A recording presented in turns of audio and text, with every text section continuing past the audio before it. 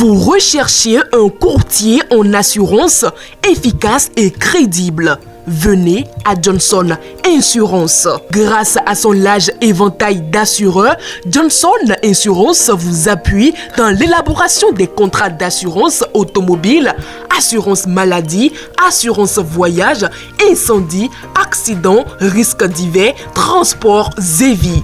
Johnson Insurance n'est jamais loin de vous. À Porto Novo, votre courtier en assurance est situé au quartier Condévier, Carrefour Yaya Gendarme, derrière l'immeuble Modec Microfinance. À Johnson Insurance, la satisfaction de la clientèle est notre credo. Contact 97 112 50 05 97 07 110 60 61 01 89 111. Johnson Insurance vous conseille, vous assure et vous accompagne.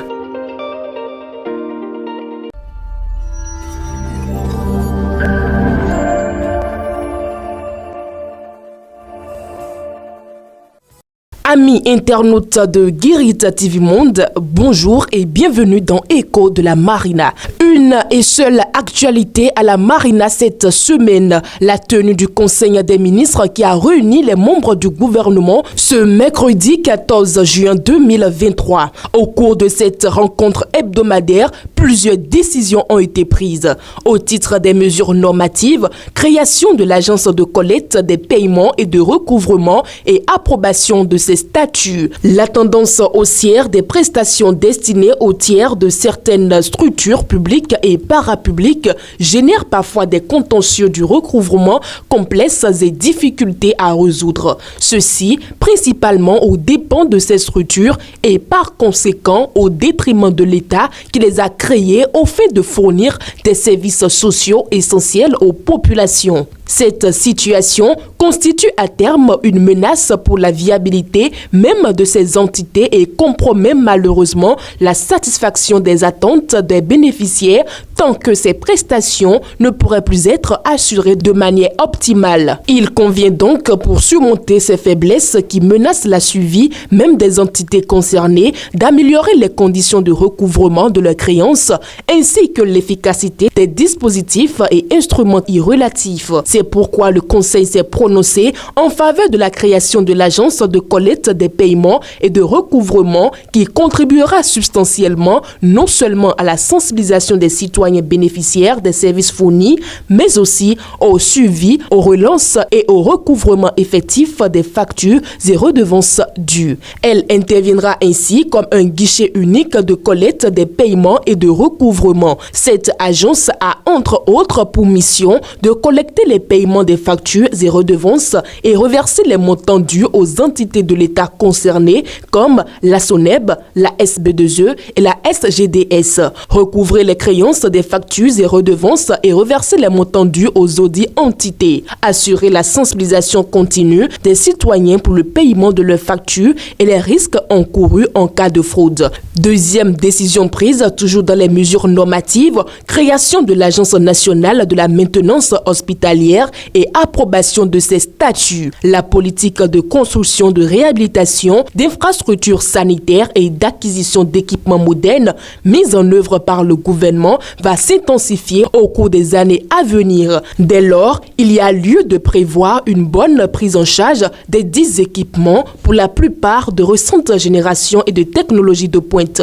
Celle-ci favorisera leur maintenance de façon optimale, notamment en ce qui concerne les pôles d'excellence dans les hôpitaux. Dans la rubrique des communications, les mesures de soutien de l'État au prix de cession des intrants et homologation du prix d'achat de coton-graines aux producteurs au titre de la campagne cotonnière 2023-2024 ont été prises. Il a été décidé que le coton-graines conventionnel sera vendu à 300 francs CFA par kilogramme pour le premier choix et 250 francs CFA pour le deuxième choix. Et le coton-graines biologique sera vendu à 360 francs CFA le kilogramme pour le premier choix et 310 francs CFA le kilogramme pour le deuxième choix. Enfin, les prélèvements destinés aux fonctions critiques sont fixés à 13 francs CFA le kilogramme de coton-graines et à 5 francs CFA de coton-graines pour la réserve relève stratégique.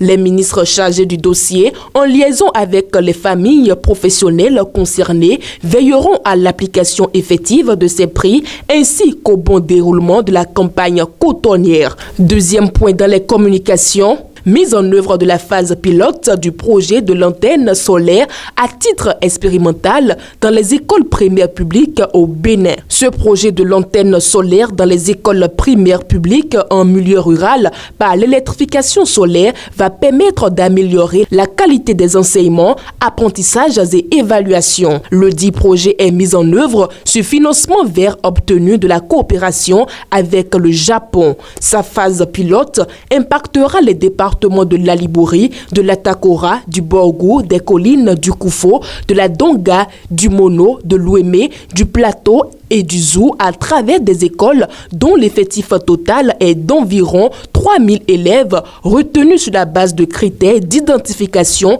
et de choix objectifs. Troisième décision au niveau des communications, 5 sociétés ont reçu l'agrément du chef de l'État Patrice Talon. Il s'agit des sociétés intervenant dans divers secteurs et dont les activités vont induire la création de centaines d'emplois directs, de même que des emplois indirects par milliers. De plus, leur mise en exploitation renforcera le tissu économique et va générer une plus-value à l'économie nationale. Au niveau des rencontres et manifestations internationales, le Conseil a autorisé la participation du Bénin à la 13e Assemblée générale du Conseil d'administration du Conseil des ministres africains chargé de l'eau qui s'est déroulée le 15 juin 2023 au Caire, en République arabe d'Égypte.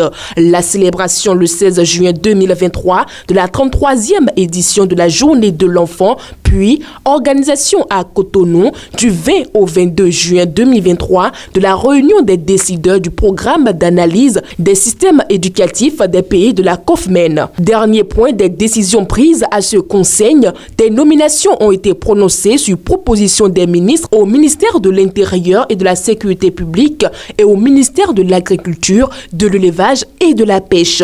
Amis fidèles de Guérita TV Monde, la seule et unique actualité faisant écho à la Marina cette semaine vous est ainsi présentée. À samedi prochain.